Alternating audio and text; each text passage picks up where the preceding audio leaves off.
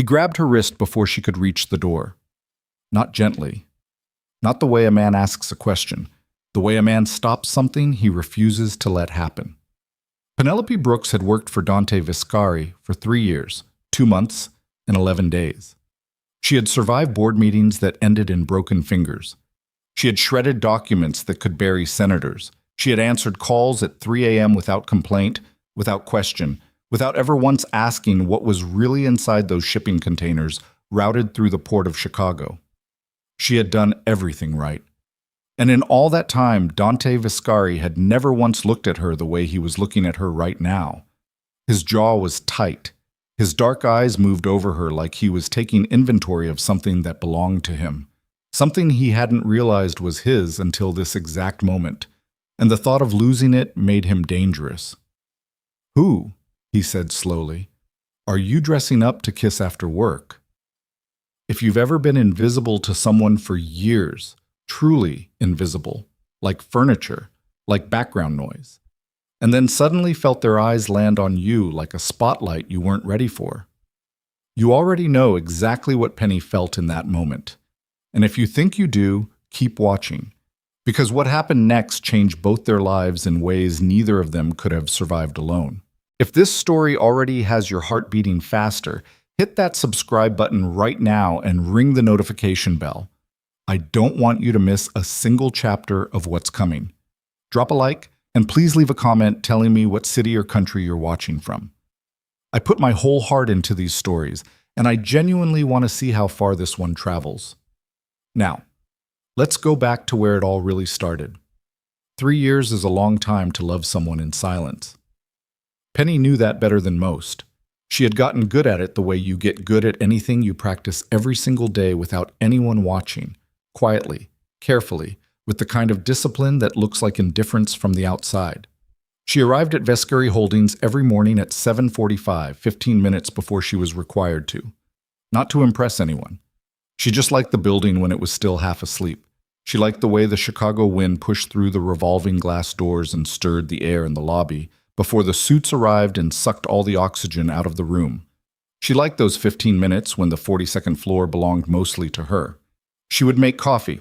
Real coffee, not the pretentious single-origin stuff the executives ordered by the bag from some roaster in Copenhagen, but the dark, honest kind that smelled like a decision being made. She would pull up the day's schedule. She would check the 3 encrypted inboxes that technically didn't exist, flag anything requiring Dante's immediate attention, and have everything organized on his desk before his elevator reached the floor. He always noticed. He just never said so. That was the thing about Dante Viscari that 3 years had taught her to live with. The man communicated in a private language she had spent every working day learning to decode. A slight nod meant she'd handled something correctly. A pause before he answered a question meant he was deciding how much of the truth he trusted her with. And when he handed documents back to her without looking up from his desk, just extended his hand, papers between 2 fingers, like she was as dependable as gravity, that was, in Dante Viscari's private language, the highest compliment he knew how to give. She had learned to accept it as enough. She was good at accepting things as enough. Penny was 34 years old, a size 16 on her better days, and an 18 on the days she stopped pretending size meant something. She was black, she was brilliant, and she had spent the better part of a decade making herself as architecturally invisible as possible inside spaces that were never designed with her in mind. She wore dark blazers. She kept her natural hair in controlled professional twists. She owned exactly nothing in a bright color, or hadn't, not for a long time. She told herself it was professionalism. She told herself she preferred being underestimated. She didn't examine those thoughts too closely. The morning the burgundy dress entered her life, it came from her cousin Adese, who had shipped it from New York in a box with a note that read, "Stop hiding, Penny. You're not even good at it anymore." Penny had left the box on her kitchen table for 11 days before she opened it. When she finally pulled the dress out and held it up in front of her bathroom mirror, her first reaction was a sound she hadn't made in a long time. Something between a laugh and a sharp intake of breath, the sound a person makes when they see something beautiful and don't yet trust it. The dress was deep burgundy, the color of good wine and old libraries, and the kind of autumn that only exists in memory. It had a structured wrap design that knew what it was doing, a hemline that landed below the knee, and enough confidence built into its seams that just holding it felt like being spoken to directly. Her second thought was, I don't have anywhere to wear this. Her third thought arrived 3 days later, in the form of a voicemail from a man named Marcus Webb, who had been introduced to her by a mutual friend from her graduate program days, who had a warm voice and a self-deprecating sense of humor, and who asked, a little nervously, if she might want to have dinner on Friday. She had listened to the voicemail twice, staring at the dress still hanging on the back of her closet door. Okay, she'd thought. Okay, then. She had called Marcus back and said yes. She hadn't told anyone at work. There was no reason to. Her personal life had always been exactly that. Personal, sealed off, existing in a completely separate compartment from the world of Vescari Holdings and shipping manifests, and the quiet understanding that some of the numbers she processed moved through channels that no federal auditor would ever be invited to examine. That was the deal she had made with herself 3 years ago, when she first took the job. She kept her head down. She did her work. She did not form attachments. She did not allow herself to become emotionally entangled in a world that could swallow a person whole. She had broken exactly one rule of that arrangement. She had fallen in love with her boss. Not because he was handsome, though Dante Vescari was the kind of handsome that felt almost inconvenient. Dark hair with the first few threads of silver at the temples, jaw like it had been cut from something harder than stone, eyes so dark they absorbed light rather than reflecting it. She had been briefly impressed by that when she first interviewed. Then she'd sat across from him for 45 minutes and understood that his face was the least interesting thing about him. Dante was precise. He was extraordinarily intelligent, the kind of intelligent that disguises itself as calm. He never raised his voice in a meeting, never appeared to be working hard, but every decision he made was 3 steps ahead of the room, and everyone in it knew it. He had patience that bordered on terrifying. She had once watched him wait 16 minutes in complete silence while a business partner on the other end of a speakerphone scrambled to explain a missing shipment. 16 minutes. She had been counting. The partner broke before Dante said a single word.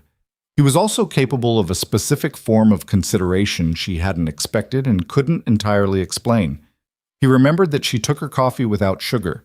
He asked once, in passing, how her mother's surgery had gone. She had mentioned it to no one, had only stepped away from her desk for 20 minutes to take a call. And when she'd looked up at him in surprise, his expression hadn't shifted at all, as though asking had been the most natural thing, as though he always noticed. She should not have loved him. She knew that with the same certainty, she knew her own social security number. He was her employer. He was a man who conducted business in ways that occasionally required her to have a lawyer's phone number memorized. He existed in a world she had made a conscious choice to remain adjacent to, never inside. She loved him anyway. She managed it by never doing anything about it. Until Friday. Friday, she told herself, was not about Dante. Friday was about herself, about a burgundy dress and a man with a warm voice and the completely reasonable idea that she was 34 years old and had been alone for long enough. Friday was an act of self-preservation, not abandonment. She almost believed it. She changed in the building's executive restroom at 5:45, which was later than she usually left, but she'd had a backlog of correspondence to clear. She'd brought a small bag, the dress, a pair of heeled boots she'd bought 2 years ago and worn exactly once, a tube of lipstick in a deep berry shade that matched the dress close enough to be intentional. Standing in front of the narrow mirror above the sink, she applied the lipstick last. For a moment, she didn't recognize herself. Not in a bad way. More in the way you don't recognize a room when someone turns a light on in it. She stood there longer than she meant to. Then she straightened her shoulders, picked up her work bag, and made a decision she did not examine. She went to drop her files on Dante's desk before she left, the same way she did every Friday, because some habits were too embedded to break even when you were wearing a burgundy dress and lip color that cost $32. She should have left them with the night receptionist. She knew that, walking to his office. She told herself the walk would take 4 minutes and then she'd be gone and it wouldn't matter. She knocked twice. His voice came back immediately. "Come in." And she pushed the door open. The office was large and deliberately understated. No glass desk, no chrome, none of the things men who wanted to perform power usually surrounded themselves with. Dante's desk was old mahogany.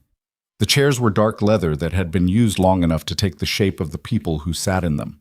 The city of Chicago spread behind him through floor-to-ceiling windows, lit up and sprawling the way it always was on clear November nights, indifferent to everything happening 30 stories below. He was on a call. His back was half turned. He had his jacket off, his sleeves rolled to the elbows, his left hand flat on the desk and his right holding his phone to his ear. She crossed to the desk quietly. She set the folder on the left corner, where he always wanted it, and turned to go. Penny. Not a question, not a request. Just her name, said the way he said everything, like he had already decided something and was simply choosing to make her aware of it. She turned. He had lowered the phone. His eyes had made the trip from her face to the dress and back again in a single second. The kind of visual accounting that a person makes when something has interrupted their ability to focus on anything else. He wasn't aware he was doing it. That was the part that caught the breath in her throat. The unconscious quality of it. The way his body had responded before his mind had issued the instructions. He said, into the phone, without looking away from her, "I'll call you back." He ended the call. Placed the phone on the desk. The silence between them occupied more space than it should have. "You changed," he said. "I have a dinner reservation," she said. I just came to drop the Harmon files." "A dinner reservation?" "Yes." He looked at her again. Differently this time. She watched something move behind his eyes that she had never seen there before, or rather, something she had spent 3 years convincing herself she was imagining. It was quick. It was controlled almost immediately. But it was there, and it was real, and her heart did something embarrassing and inconvenient in her chest. "With who?" She blinked. "I'm sorry." "The reservation." His voice was even. His expression was even. Nothing about him looked like a man who was white-knuckling a conversation, but she had decoded his language for 3 years, and something underneath the evenness was taut as a wire. "Who are you dressing up to kiss after work?" The words landed between them like something dropped from a height. She stared at him. In 3 years, Dante Vescari had asked her about shipping routes, executive schedules, encrypted financial transfers, and once, very briefly, whether she thought his lead attorney was stealing from him. He had never, not once, asked her anything about her personal life in a way that suggested personal interest. This did not sound like professional curiosity. "That's," she said carefully, "not my business," he finished. His jaw moved. "You're right, it's not." He picked his phone back up. She should have left. She was standing 10 feet from the door and her reservation was in 40 minutes, and Marcus Webb was a perfectly reasonable person who had done nothing wrong and was probably already on his way to the restaurant. She didn't move. "Marcus?" she said. The word came out before she made a decision to say it. "His name is Marcus. He works in finance. We have mutual friends from grad school. It's a first date." She didn't know why she told him. She told herself it was because he was her employer and transparency was a professional courtesy. She did not look at his face when she said it. She looked at a point past his shoulder, at the lights of the city, which was how she almost missed it. When she finally glanced at him, his expression had shifted by exactly 2 millimeters in the area around his eyes. Anyone else would have read it as nothing. She read it as a man who had just heard something that cost him something. His voice, when he spoke again, was absolutely level. "Have a good evening, Penelope." She had 3 years of practice at walking out of his office, with her expression arranged in a way that gave nothing away. She used all of it.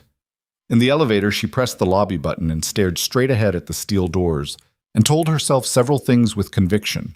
She told herself she had imagined the look on his face. She told herself Marcus Webb was a good man with a warm voice, and she was going to have a wonderful dinner, and that was what mattered.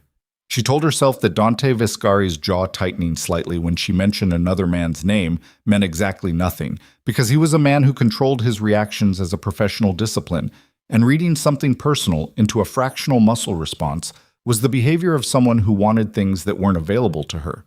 She had gotten very good at telling herself things. The elevator reached the lobby. The doors opened. The November air hit her through the revolving glass. She walked out into the Chicago night in a burgundy dress that knew what it was doing, with her heart still doing something inconvenient in her chest, and she told herself the evening ahead had absolutely nothing to do with the man she'd left upstairs. She told herself that all the way to the restaurant. She told herself that right up until the moment Marcus Webb sat across from her, smiled a smile that didn't quite reach his eyes the way she'd expected it to, and asked her a question that had nothing to do with catching up over dinner. He asked her which port Dante Viscari used most frequently for the East Side freight routes, and the evening stopped being about dinner entirely. The question sat on the table between them like something dead. Penny didn't move. She didn't blink. She had spent enough years processing information that arrived in inconvenient forms to know that the first 3 seconds after a shock were the most important. Not for reacting, but for deciding what kind of reaction to have. She picked up her water glass, took a sip, set it back down. "I'm sorry?" she said. Pleasantly, the way you say it when you heard perfectly well. Marcus Webb had a good face for lying. She could see that now. Now that she was looking for it, instead of looking at him the way she'd been looking for the last 10 minutes, the way a woman looks at someone she's cautiously optimistic about. He had warm brown eyes and a practiced ease in the way he held his shoulders, and his teeth were very straight and white. And none of it meant anything, she was realizing, because a face was just an arrangement of features, and some people had learned to arrange theirs very deliberately. "The East Side routes," he said again, still smiling, still easy. "I have a friend in shipping logistics. He mentioned Viscari Holdings moves a significant volume through the lakefront terminals. I was just curious why?" The smile didn't fall. It adjusted. That was worse.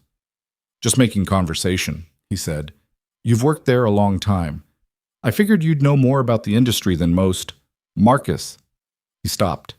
She looked at him directly, not with hostility, with the particular quality of attention that she had spent years developing in rooms full of people who assumed she wasn't paying close enough attention. The look that said, "I see exactly what you are, and I am deciding what to do about it." "Who told you to ask me that?" Something moved behind his eyes, quick, gone before it fully arrived. "Nobody told me anything. You were just asking a very specific operational question about my employer's freight routing on a first date," she said. "That's not conversation. That's reconnaissance."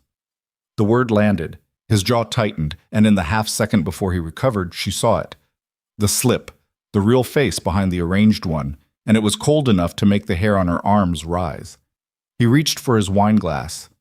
"You're being paranoid," he said. "I've been called worse." She reached for her purse.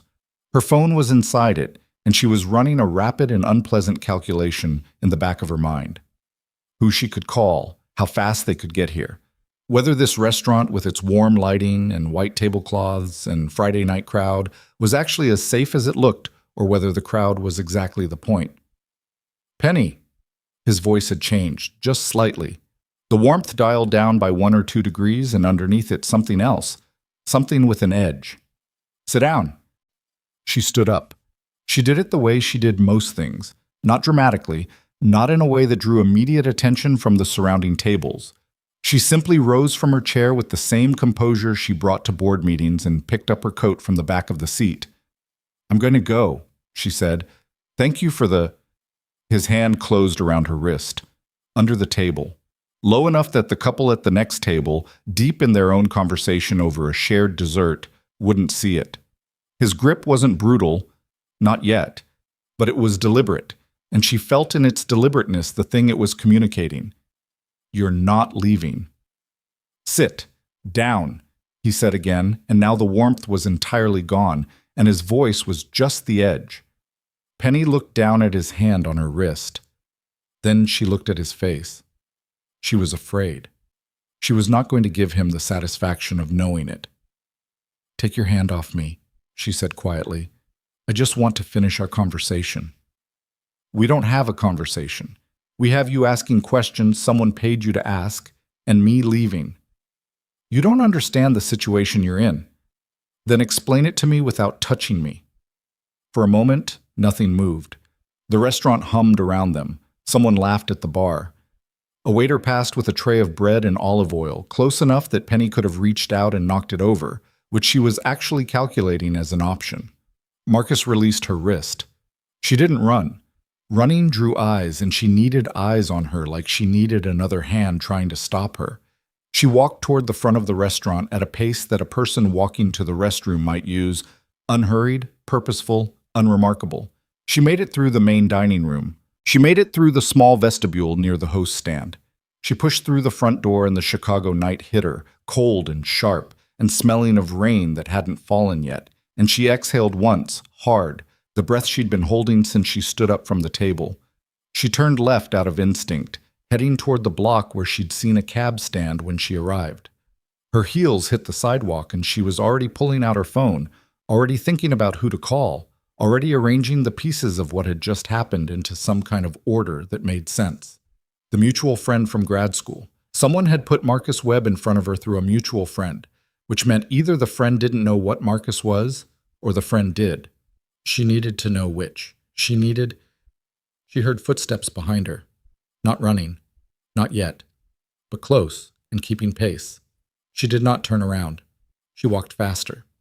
The cab stand was half a block away, and she could see the yellow of a cab's roof through the light traffic. And she focused on that, just that. And she did not let herself think about the fact that the footsteps were faster now, closing distance. And the street was emptying out ahead of her in the way streets did when a stretch between two lit intersections became just dark concrete and the spaces between parked cars. Ms. Brooks, a different voice, not Marcus, male, low, coming from her right, from the narrow space between a parked SUV and the wall of the building she was passing. She turned toward the cab instinctively, and the man who stepped out from between the cars was big. Not gym big, but working big. The kind of size that came from physical labor and didn't announce itself until it was directly in front of you. And he was between her and the cab stand, and she understood in a single awful second that Marcus Webb walking behind her and this man stepping out in front of her were not coincidences. They had been waiting for her to leave the restaurant. They had been planning for her to panic and run. She stopped walking. In her chest, her heart was hammering in a way that was almost loud, and she thought, don't let them see it. She had been in rooms with men who wanted things from her before. She had been underestimated in rooms with men who made Dante Viscari look approachable. She had survived every one of those rooms by refusing to look like a woman who could be frightened into compliance. "I think you have the wrong person," she said. "We don't." The big man's voice was flat and professional, the voice of someone for whom this was genuinely just a job. That was almost more frightening than anger would have been. "Come with us. No one gets hurt." That's what people say right before someone gets hurt. Marcus came up behind her. She could feel the heat of him close enough, not touching her, not yet. "Penny." His voice was almost apologetic now, which she found she preferred less than the coldness. "We just need some information, routes, schedules, nothing you'd miss. You help us, you go home. That's all this is." "That's all this is," she repeated. "That's it." She thought about what was in her purse, her phone, her wallet, a pen, a small canister of pepper spray she'd carried for 4 years and never used. She thought about the distance from where she was standing to the lit intersection ahead, and whether she could cover it before the big man in front of her closed the gap, and she calculated the answer as probably not. She thought about Dante, not in the way she usually thought about Dante, which was a carefully managed and mostly suppressed set of feelings she kept in a compartment she rarely opened. She thought about him the way you think about your one guaranteed emergency contact, the person whose number you would call from whatever phone was available if the situation crossed a certain threshold. She had never called him as an emergency contact. She had always been the one who managed the emergencies. Her thumb found the side button of her phone inside her purse. 3 clicks. Emergency SOS. It would send her GPS location automatically. She had set it up 3 years ago when she first understood the full nature of what Viscari Holdings was, because she was not naive and she was not reckless and she believed in contingency planning. She had hoped she'd never use it. She pressed the buttons anyway. Then Marcus's hand came down on her shoulder, and the big man stepped forward, and the alley entrance she hadn't even seen until that moment, behind her to her left, disguised in the shadow between 2 restaurants, became suddenly very relevant. "Don't make this complicated," Marcus said. She turned to look at him over her shoulder. She held his gaze for one long second. "You have no idea," she said clearly, "who you just made complicated." He didn't know what she meant. She could see that. He was operating on whatever briefing he'd been given, which was clearly the assistant, access to schedules and routes, apply pressure, retrieve information. Nobody had told him anything beyond that.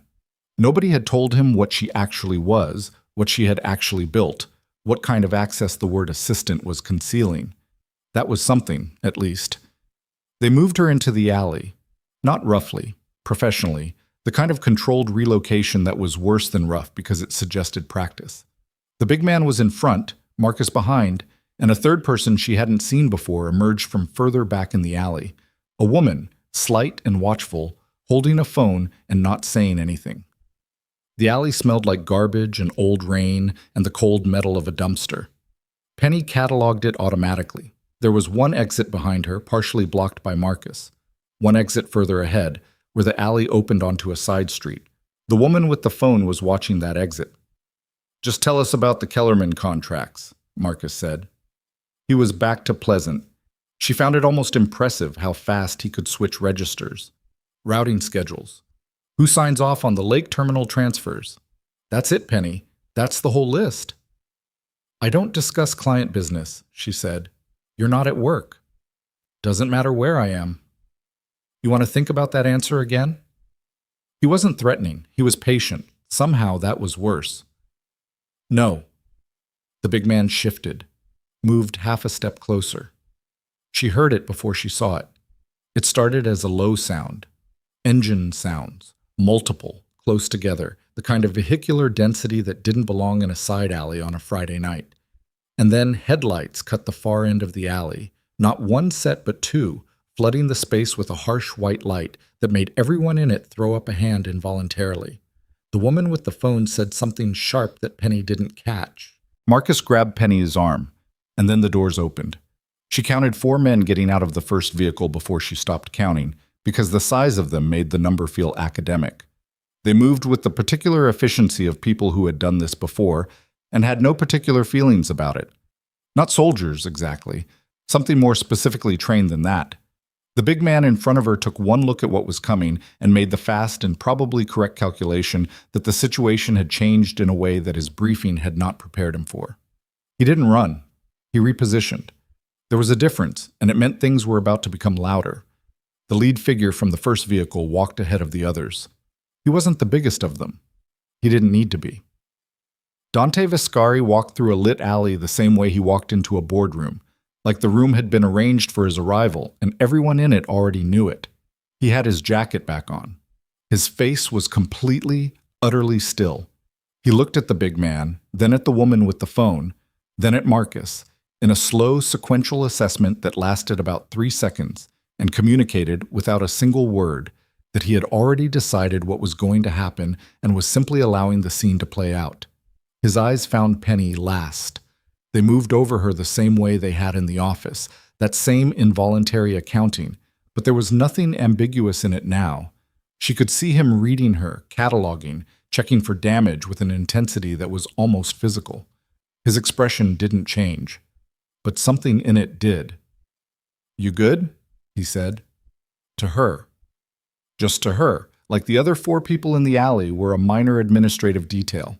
Her voice came out steadier than she expected. "I'm fine." He held her gaze for another half second. Then he turned to Marcus. "You touched her," Dante said. Not a question, not an accusation, just a statement, delivered in the same tone as the rest of his language. Measured, contained, and somehow more frightening for it. Marcus still had his hand on her arm. He released it.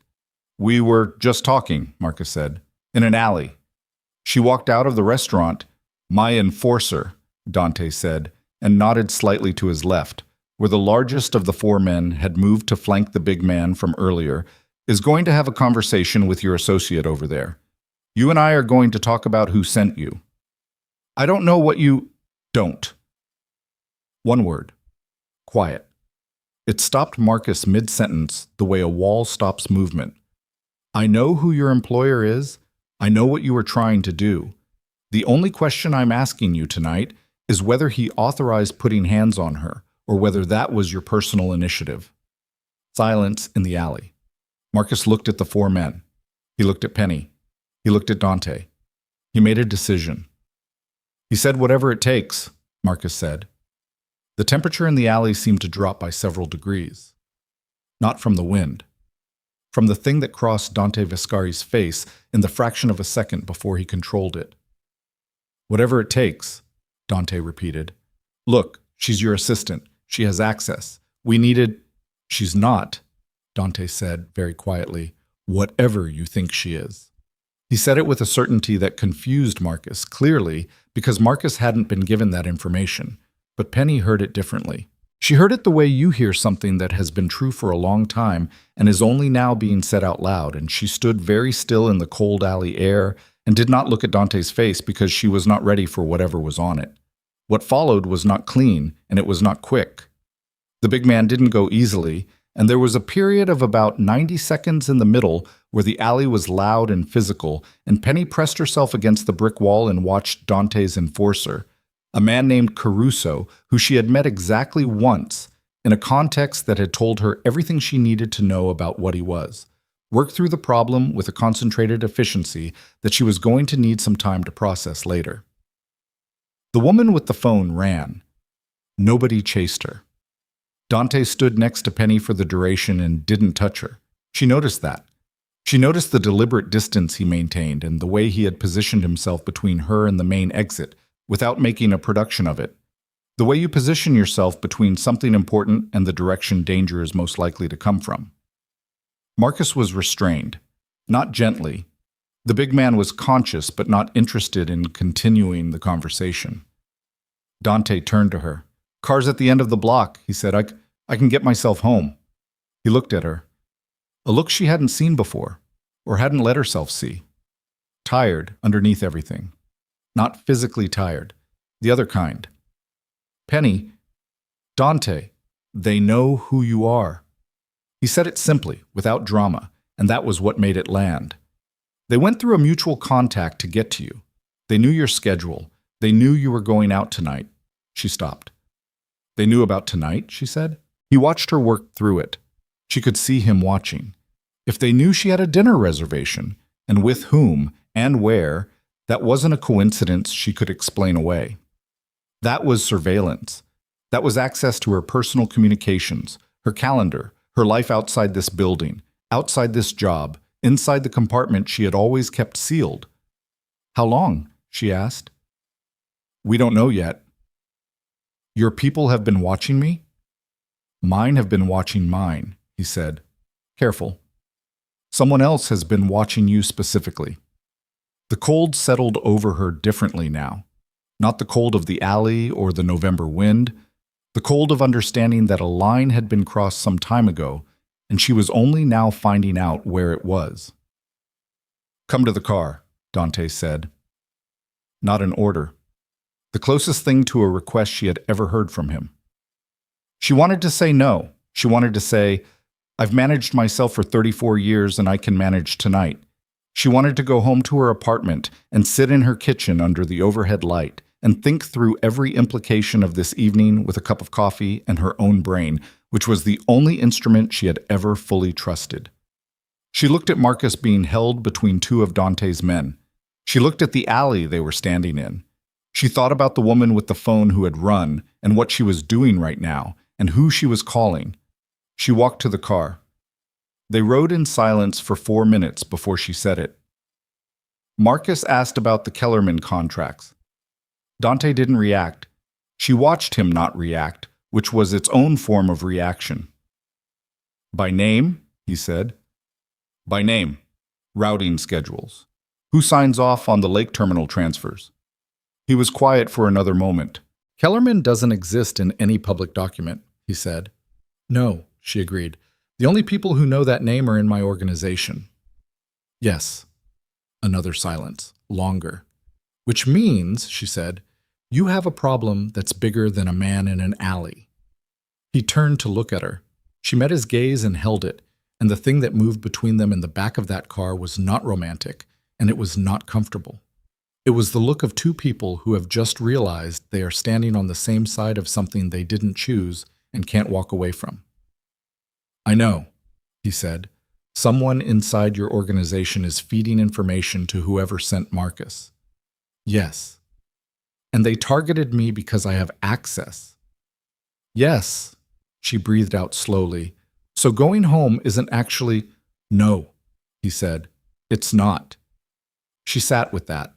She looked out the window at Chicago moving past. The lights, the lakefront in the distance, the city doing its indifferent Friday night thing around them. And she thought about her apartment and her kitchen and her sister's voice on the phone last week asking when she was going to start living her actual life. "Where are we going?" she asked. "My building," Dante said. She turned to look at him again. His expression was the one she knew. Controlled, contained, giving almost nothing away. But she had 3 years of fluency in his particular language, and she saw beneath the control something she had never seen there before. He was afraid. Not for himself. "Dante," she said quietly. "You're safe there," he said. "That's the only thing that matters right now." She wanted to argue with that. She was assembling the argument in the back of her mind. About autonomy. About the fact that she had not agreed to be relocated. About the fact that this night had gone so far outside any boundary she had maintained for 3 years that she could no longer see where the line was. She was still assembling it when the car turned into the underground entrance of a building she had been to exactly twice, both times professionally, and she realized the argument was going to have to wait. Because when they stepped into the elevator and the doors closed and it was just the two of them in the mirrored box rising toward the 48th floor, Dante looked at her and said something that dismantled 3 years of careful management in a single sentence. "I've been watching for something like this for 6 months," he said. "I should have told you sooner. I didn't know how to tell you without telling you everything." The elevator rose. "Then tell me everything," she said. He looked at her for a long moment. The elevator reached its floor.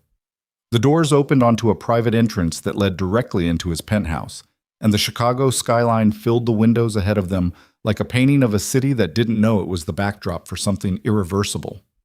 "There's someone in my organization," he said, "who has been selling information for at least 8 months. Someone close, someone with access to contracts that were never written down." She walked through the entrance beside him.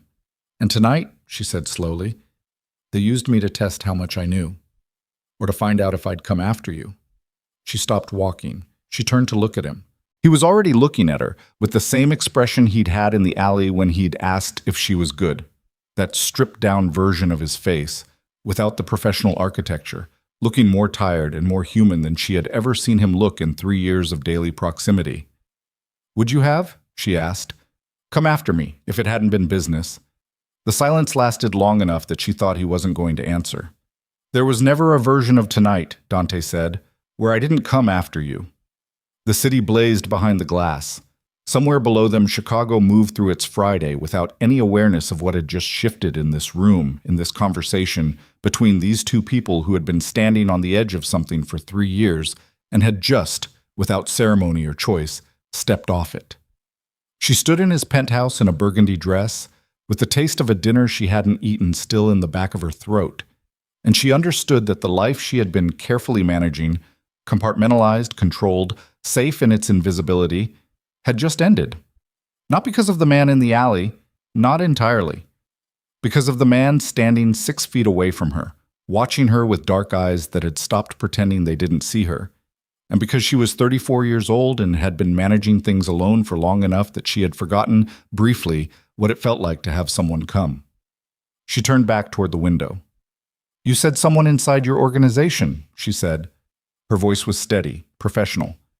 She had that much left. "How many people knew about the Kellerman routing?" 7, he said. "Then we start with 7, she said. And that was the moment. Not the dress, not the alley, not the thing he just said to her that was sitting somewhere behind her sternum like a lit match. That was the moment everything between them changed permanently, because he didn't look surprised that she said we. He looked like he had been waiting for it. "Yeah," Dante said quietly. "We do."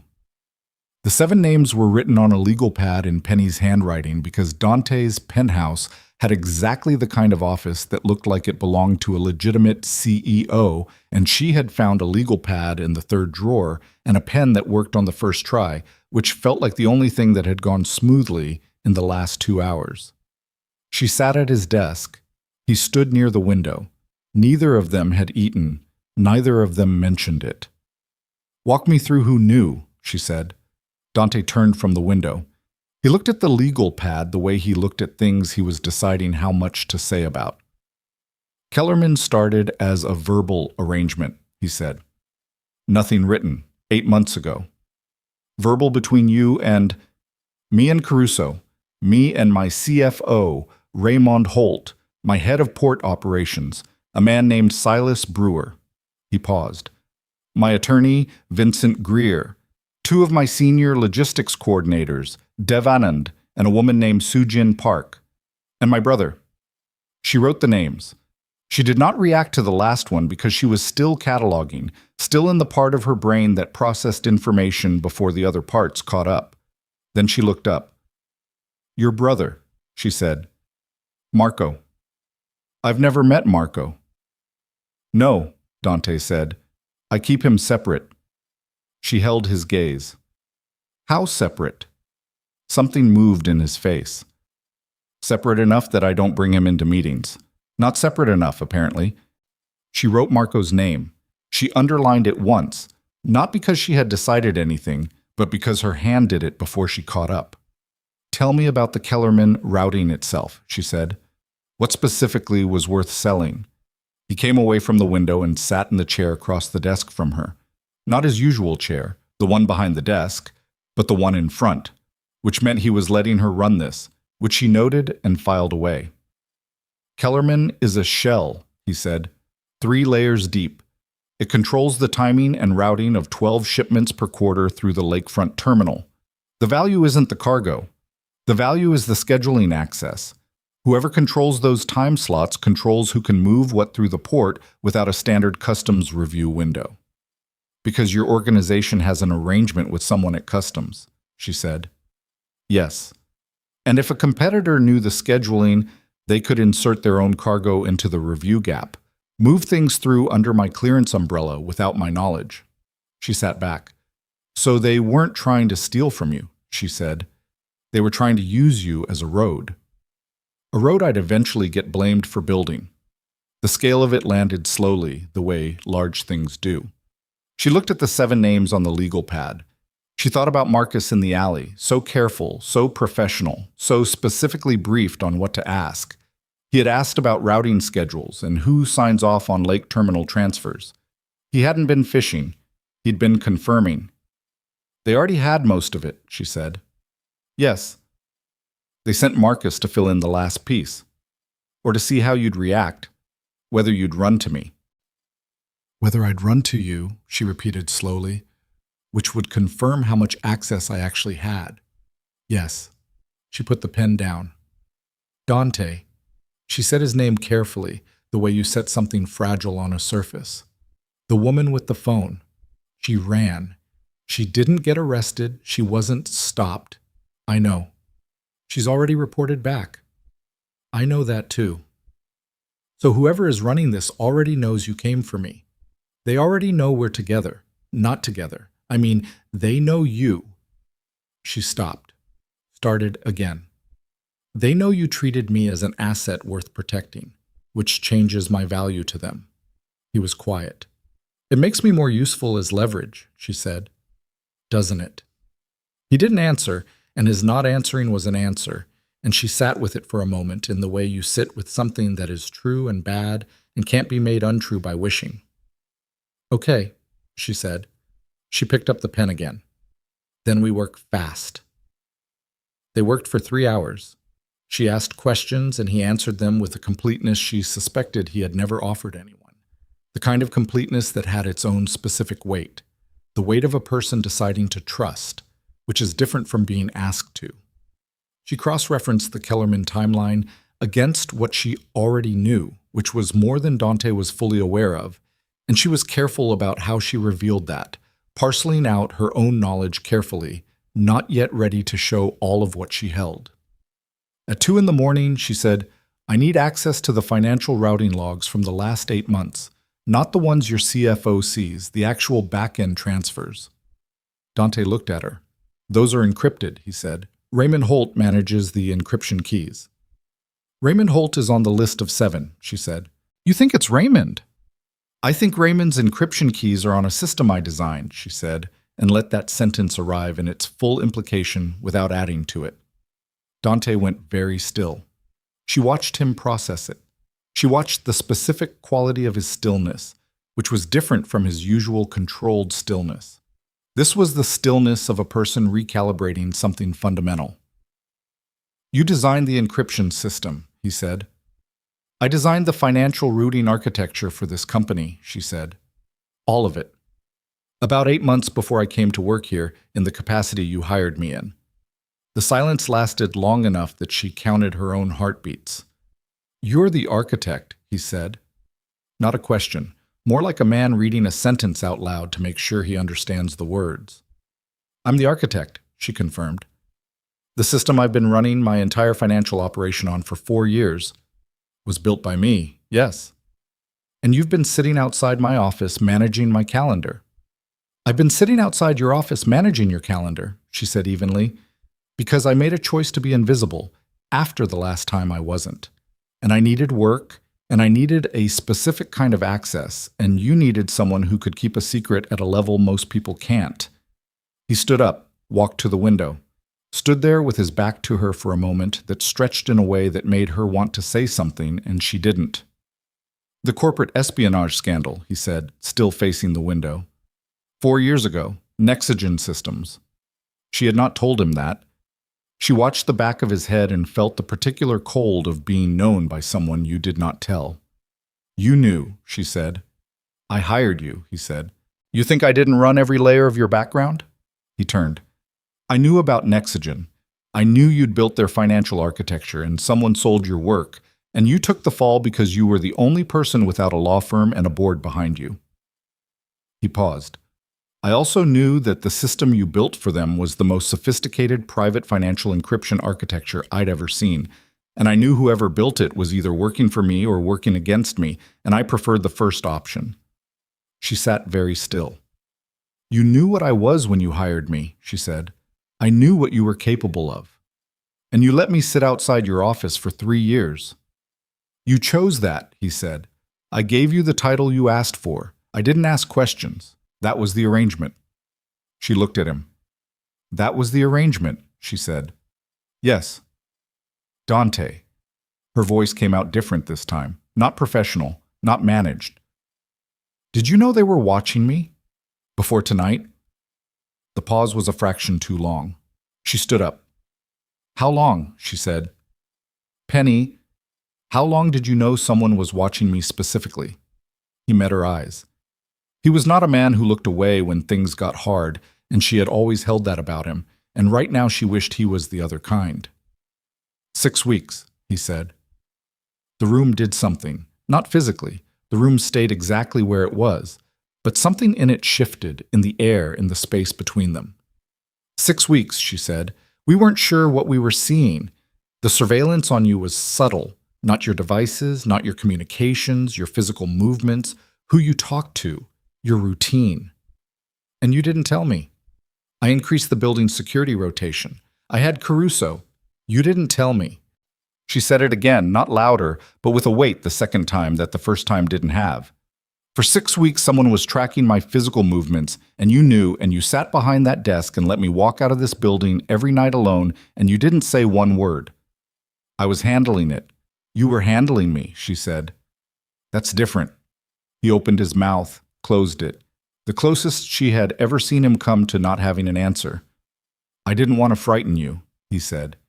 You didn't want me to leave, she said. Those aren't the same thing either. The accusation landed. She watched it land. She watched him absorb it the way he absorbed most things, without flinching, without deflecting. And she watched him decide not to deny it, which was more honesty than she'd expected and somehow made it worse. No, he said quietly. They're not. She turned away from him. She needed 30 seconds with her back to his face, reassembling something. She was angry. She was aware of the anger, and she was also aware below it of something more complicated. The specific hurt of having been protected from a truth by someone who thought protection was the same thing as care. She had felt that before. She knew its shape. She knew also that sitting in the feeling was a luxury she did not currently have. She turned back around. "Give me access to a terminal," she said. "Penny, we can have the rest of this conversation later. Right now, I need a terminal. I need the last 8 months of back-end transfer logs, and I need you to not talk to Raymond Holt before I tell you what I find. Can you do that?" He looked at her for a long moment. "Yes," he said. "Good. Like." He set her up in the secondary office at the end of the hallway, a room she had never been in, which had a clean terminal connected to the internal network. She sat down and she worked, and he stood in the doorway for a few minutes, and then he didn't, and she was alone with the system she had built 4 years ago in a different life. It was strange coming back to her own architecture, like walking through a house you designed and then never lived in. Every decision familiar, every structural choice making sense in a way that nothing you didn't build yourself makes sense. She moved through the layers quickly. She knew where the real logs lived, not the ones the CFO saw in the dashboard, the actual transfer records, the ones that existed one layer below the interface in a logging protocol she had built specifically so that if anyone ever tried to alter the surface records, the underlying log would remain intact. She had built it as a protection. She had not anticipated the day she'd be using it to look for a traitor inside the organization it protected. It took her 40 minutes to find the first anomaly. A routing flag, small, the kind of thing that looked like a system error if you weren't looking for deliberate interference. Someone had queried the Kellerman scheduling data 17 times over 4 months. Not accessed. Queried. Looked at without leaving a standard access trace because they knew the standard access trace existed. They hadn't known about the layer below it. She pulled the query logs. She cross-referenced the timestamps against the internal access roster. Who was logged into which terminal, when, from which IP address. 14 of the 17 queries originated from Raymond Holt's terminal. 3 did not. She stared at the 3. The terminal ID for those 3 queries was one she didn't recognize immediately, which was wrong. She had built this system. She should recognize every terminal ID in it. She ran a reverse lookup. The terminal was registered under a maintenance access credential. Temporary. The kind of access that was granted for system updates and then revoked. Except this one hadn't been revoked. She looked at the date the maintenance credential was created. She looked at who had authorized it. She sat back in the chair. The authorization signature was hers. Her name. Her access code. Her digital signature. The one she had never given to anyone. The one that existed in a layer of this system that nobody inside Viscari Holdings was supposed to know was there, because as far as Dante and his entire organization were concerned, their financial architecture had been built by a consulting firm that no longer existed. Someone knew she had built it. Someone had used her signature to create a back door. She was still sitting very still when she heard footsteps in the hallway, and Dante appeared in the doorway. He read her face immediately. She could see him read it, the way a person reads weather. "What did you find?" he said. "Sit down," she said. "Tell me." "Dante, sit down." He came into the room and sat in the chair against the wall. She turned the monitor so he could see the screen, and she walked him through it. The queries, the timestamps, the terminal ID, the maintenance credential. She showed him Raymond Holt's 14 queries. She showed him the 3 that weren't Raymond. Then she showed him the authorization signature. He looked at it for a long time. "That's your name," he said.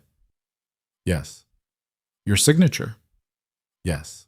Which means someone inside this organization knows I built this system," she said. "Someone who has known long enough to get a copy of my authorization signature and use it to create a backdoor without triggering any of the standard alerts. Because the backdoor was created using credentials that the system recognized as legitimate." "How many people could know you built it?" "0, she said. "The consulting firm I ran it through doesn't exist anymore. The documentation was destroyed. I destroyed it myself." "Then someone found out another way." "Yes." "How?" She looked at him. "There's only one way someone finds something I buried that completely," she said. "They had access to me. Not to the records. To me. To my history. My real history. Before I came here. Nexogen, he said. Someone who was at Nexogen, or someone who had access to what Nexogen knew. The name of what this was sitting in the room with them now, without being said, and they both knew what it was. This wasn't a competitor buying information from a disgruntled employee. This was something that had started before she walked through Dante's door, something that had possibly been the reason she walked through his door, and the architecture of that, the long, deliberate, patient architecture of it, was staggering enough that she needed to hold the desk with both hands in her mind just to stay level. Someone placed me here, she said, or followed me here. Either way, they've been waiting. Waiting for what? For me to become valuable enough, she said. For you to trust me enough. For the moment when using me as leverage would do the maximum damage. Dante stood up. He walked to the door of the small office, and then he stopped walking, which was the equivalent, in his physical vocabulary, of a man struggling not to put his fist through a wall. Who at Nexogen? There was one person who knew the full scope of what I built, she said. My supervisor. A man named Gerald Thorpe. He was the one who sold my work. He was the one who let me take the fall. Where is Thorpe now? She looked at the monitor. She looked at the authorization signature with her name on it. He died, she said. 2 years ago. Heart attack. Then he told someone before he died. Or someone took it from him, she said. His files. His records. Someone who knew what to look for. Someone connected to the family running operations against me. Yes. He came back into the room.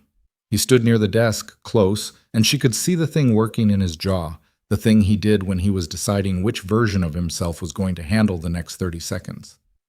I need to make a call, he said. Dante! She caught his arm, her hand on his sleeve, and she felt him go very still at the contact.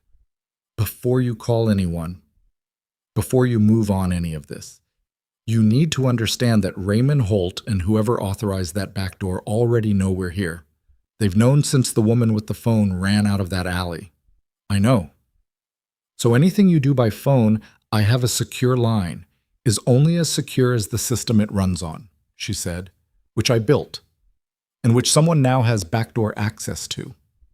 He went still again, a different kind of still. She watched him understand. Every communication, he said slowly, has to go dark, completely dark. No digital channels, no phones, nothing that runs on this network or any network connected to it. She released his arm. They didn't just compromise your financial routing, Dante. If they have my authorization signature, they potentially have access to everything, every system I built for this organization. That's your security network, your communications encryption, your logistics scheduling, all of it. The full weight of it arrived in the room. She watched it arrive on his face, which was the only time in 3 years she had seen Dante Viscari look genuinely exposed. Not weak, nothing like weak, but stripped of the buffer of certainty that he carried like a second skin. He was looking at her like the ground had moved. Tell me how bad, he said. She did not want to tell him how bad. She did not want to look at the monitor and do the calculation she had been doing in the back of her mind for the last 10 minutes while she was walking him through the evidence. The calculation she had been hoping would resolve differently. If they have full access to the backdoor credential, and they know what it can reach, she said, they can see your security rotation schedules, your safe house locations, your emergency communication protocols. My people, he said. Yes. They know where my people are. They could. He pulled out his phone. She opened her mouth to say something about the network, and he held up one hand, and she realized he wasn't dialing. He was powering the phone off. He held the button until the screen went dark, and then he set it on the desk and looked at it, and looked at her. Caruso, he said. He took Marco with him tonight, after the alley. Standard protocol, take the principals somewhere secure. Dante. If they have the safe house coordinates, call off anything running on that network, she said. Every safe house, every rally point, every security protocol that uses a digital channel to coordinate. All of it, right now. You have to go completely dark. I have 30 people operating tonight based on those protocols. Then you have 30 people who are potentially compromised, she said, and one person who can rebuild the network from scratch. He looked at her. She looked back. Me, she said. I built it. I can rebuild it, clean, from a closed system, no connection to anything they've already touched. But I need time, I need hardware, and I need you to shut everything down right now before they realize we know. If I shut everything down, your people go dark, but they're safe. My operation goes dark. Your operation survives, she said. If you don't shut it down and they move first, some of your people might not. The sentence hung between them. She had not softened it, and she was not going to. Dante Viscari stood in a room he had walked into as the man running everything and was now being asked to turn off everything he ran. On the word of a woman who had spent 3 years pretending to manage his calendar and who had just told him the entire foundation of his empire had been built in secret by her hands. She watched him decide. She watched the moment when the decision was made, not in his face, in his shoulders, the specific release of a tension she hadn't even realized he was holding until it went. Tell me what you need, he said. Clean laptops, not from this building, hardware store, cash purchase, never connected to your network. I need 6 hours and a closed room and someone who can get physical messages to your field people without using any digital channel. I have a courier system, he said. Analog, old method. Use it. It'll take time. Everything is going to take time now, she said. That's the situation. He nodded once. There's something else, she said. Say it. Whoever did this is patient. They waited years. They placed this carefully. They're not going to panic when they find out we know. She held his gaze. They're going to move to the next phase. Whatever was supposed to come after tonight, after they used me to get the Kellerman information, that's already in motion. What's the next phase? I don't know yet, she said. But I know how to find out. How? The back door they created using my signature, she said. It works both ways. He was quiet for exactly 2 seconds. You can go in through the back door. I can go in through the back door, she confirmed. See everything they've seen, everything they've accessed. And if they're still inside the system, you can see what they're doing right now. Yes. He looked at her for a long moment. The look she was getting used to, the one that was recalibrating something, adjusting a picture that had been in one frame for 3 years and was now clearly too small for what it was supposed to hold. Do it, he said. She turned back to the terminal. She flexed her fingers once above the keyboard, an old habit from the Nexigen days, something she used to do before a long session to remind herself what her hands were capable of. She went in through the back door. What she found on the other side of it was not what she expected, and what she expected had already been bad enough that she had been bracing herself without knowing she was doing it, and what she found was worse, because what she found was evidence that the network breach wasn't 8 months old. It was 4 years old. It had started the month she arrived. She sat looking at the first timestamp, the very first unauthorized access using her credentials.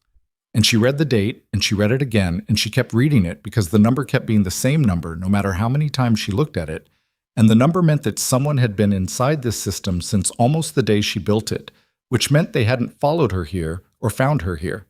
They had been waiting for her to arrive. Dante, she said. Her voice came out very even. She had run out of the other kind. He came to look at the screen. She watched him read the date. 4 years, he said. 4 years, she said, before you even started working here. Yes. Someone knew you were going to build this system before you built it. Yes. The silence that followed was not the silence of 2 people processing information. It was the silence of 2 people standing at the edge of something that had just revealed itself to be much larger than either of them had understood. And neither of them had the words for it yet. And the words didn't come because the words weren't built for this yet. 4 years. Someone had been inside the system since the month she arrived. Since before she arrived, technically, because the access credential had been created 11 days before her first day at Viscari Holdings, which meant someone had known she was coming before she knew she was coming, which meant the job offer, the one she had found through a professional network posting, the one she had applied to because the salary was right and the title was vague enough and she'd needed to disappear into something structured after Nexogen had not been accidental. She said it out loud because it needed to be said out loud to be real. The job posting was placed for me, she said. Whoever this is created the position knowing I'd apply for it. Dante was still looking at the screen. His jaw was doing the thing. Someone engineered your hire. Someone engineered my hire. Waited 4 years for me to build enough of your infrastructure that I'd be indispensable, and then started using the back door to bleed information out of the system slowly enough that no single extraction would trigger an alert. She stopped. They weren't stealing from you. They were farming. They've been farming this system for 4 years, and they're nowhere near done. Who? He said. One word. The kind of one word that has a body count attached to it. I need the name of whoever placed that job posting. Who in your organization hired for that position? I didn't hire for it, he said. My HR director at the time, a woman named Claire Sosa, she handled executive assistant recruitment. Where's Claire Sosa now? She left the company 2 years ago, relocated. Relocated where? I don't know. Find out, Penny said. The analog way. Nobody makes a call. He nodded and left the room, and she turned back to the terminal and kept pulling thread. The backdoor logs were extensive, 4 years of careful, methodical access, never greedy, never sloppy, the signature of someone who understood the system well enough to move through it without disturbing the surface. That told her something. Whoever was running this wasn't using a hired hacker. They were using someone who understood the architecture at a level that took years to develop, or someone who had been taught by someone who did. She was still pulling logs at 4:30 in the morning when Dante came back into the room with 2 cups of coffee and sat down in the chair across from her without speaking, and she took the cup without looking up, and they stayed like that for another hour, her working and him watching. And it should have been strange, but it wasn't. It was the most natural thing that had happened all night. At 5:40, she found the folder. It was buried 7 layers deep in a dormant partition she hadn't accessed in 3 years, because it was a maintenance archive, the digital equivalent of a storage unit, the kind of place you put things you might need someday and then forget about. Someone had put something there, not taken something, put something, left something inside her own system, inside her own architecture, like leaving a note inside the walls of someone's house before the plaster goes up. She opened it. It was a file. One file. No name on it, just a timestamp from 3 years ago, 6 months after she'd started working for Viscari Holdings. Inside the file was a photograph. She stared at it. Dante, she said. He came around the desk. She heard him stop breathing for a second when he saw it. The photograph was of a man she didn't recognize, mid-50s, heavy-set, gray at the temples, standing outside what appeared to be a restaurant in a city she couldn't immediately place from the background. The man was shaking hands with someone whose face was partially out of frame. The visible portion of the second man's face was enough. It was enough because she had been looking at that face for 3 years. That's your CFO, she said. Raymond Holt. Yes. Who is the other man? Dante's voice came out flat in a specific way. The way it got flat when he was compressing something very large into something he could function through. His name is Victor Crane, he said. He runs the Crane Syndicate out of Detroit. He's been trying to move into Chicago for 6 years. Raymond Holt has been working with Victor Crane. That photograph says so. Someone put this here for me to find, she said. Someone knew I'd eventually come back into this system, and they left this for me. 3 years ago. Which means 3 years ago, someone was already planning for tonight. Or planning for a night like tonight, a night when I'd have reason to go looking. She sat back. This isn't just Crane. Crane is the muscle.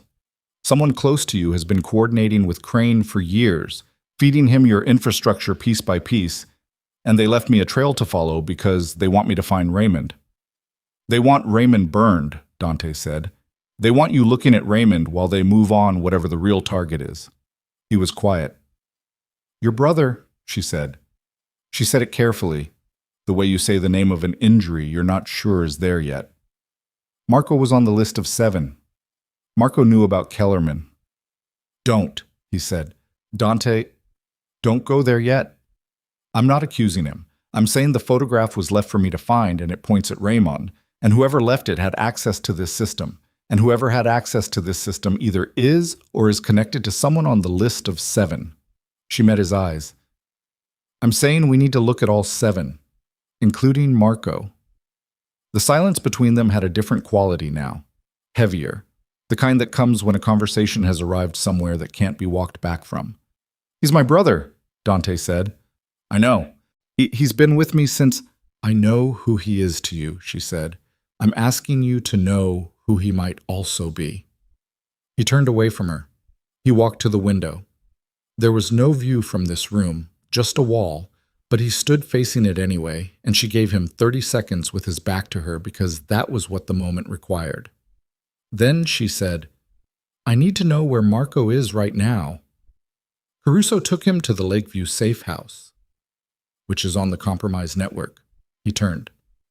Caruso took your brother to a location that Victor Crane's people may already have coordinates for, she said. She said it without flinching because one of them had to. We need to reach Caruso, right now, the analog way. He moved. She had seen him move quickly before, and he was a large man, and he moved the way large men who have been in physical situations move, economically, without wasted motion. But this was different. This was the movement of a man who had just done the math and didn't like the answer, and she was on her feet and right behind him as he went down the hall toward the main room of the penthouse. He pulled open a drawer in the kitchen island and took out a device she recognized as a signal blocker and a cell phone that was so old it was almost offensive. A basic flip phone, pre-smartphone, the kind that couldn't be hacked through an app because there were no apps to hack. Burner, he said, not connected to anything. I keep 3 of them. Who does Caruso check in with? Me, every 2 hours. When's the last check-in? 3 hours ago. Her stomach moved. He's overdue. By an hour. Dante. I know. He was already dialing. The phone rang. It rang 8 times. He ended the call and dialed again. 8 more rings. He lowered the phone. She watched his face do the thing she had thought, before tonight, that it never did. She watched it crack. Not completely, not in a way most people would see, but she was not most people, and she had been reading this face for 3 years and she saw the crack. In the area around his eyes, in the line of his mouth, in the way his hands had gone absolutely still. We need to go, he said. Not without a plan. Penny... Going in without a plan is how people die, she said. Her voice was sharp. She needed it sharp right now. Give me 10 minutes. My brother, 10 minutes, she said. I can build you something in 10 minutes that gives Caruso a better chance than you walking in blind. Give me 10 minutes. He gave her 10 minutes. She used 8 of them. She went back to the terminal and she did something she had built the capability for and never expected to use. She opened the back channel through the back door itself, moving through it in reverse, the way you trace a phone line back to its source. Whoever was inside the system had left their own tracks, faint but findable if you knew what to look for, and she knew because she had built the ground they were walking on. The reverse trace took 6 minutes. What she found at the end of it was an active connection. Someone was inside the system right now, in real time, accessing the security camera feeds from the Lakeview safe house. They were watching. She didn't kill the connection. Killing it would tell them they'd been found. Instead, she did something cleaner. She created a loop, feeding the camera a recorded image from 2 hours ago, replacing the live feed with a static past so that whoever was watching saw an empty hallway that had been empty for 2 hours and would continue to appear empty for as long as she maintained the loop. It bought time. She didn't know how much. She grabbed the legal pad and wrote 4 lines in quick, clear handwriting and tore the page off and went back to the main room. Dante was standing by the front door in his jacket with the look of a man who had already made the decision to go and was only still there because he'd promised her 10 minutes. She handed him the paper. The camera feeds to the safe house are being watched remotely, she said. I've looped them. They're seeing a 2-hour-old image right now. That buys us a window, but it's not indefinite. Someone will check the loop manually eventually. How long? An hour. Maybe less if they're careful. Then we have an hour. That page has the safe house's blind spots.